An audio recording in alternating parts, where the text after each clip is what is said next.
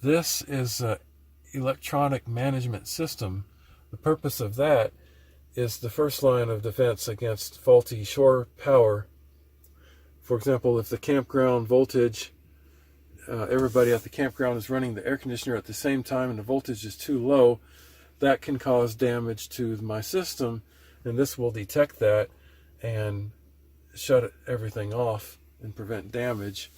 When it shuts everything off, it'll switch over to the battery and offer the correct voltage through the inverter. Electronic management system. This one has a remote display.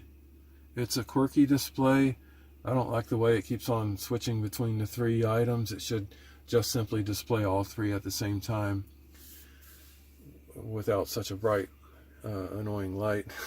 That's why I mounted it there instead of up here where I have my meter, my battery meter. And some of these smart computer systems have these long data cables. Those are not phone cables. You cannot use a phone cable.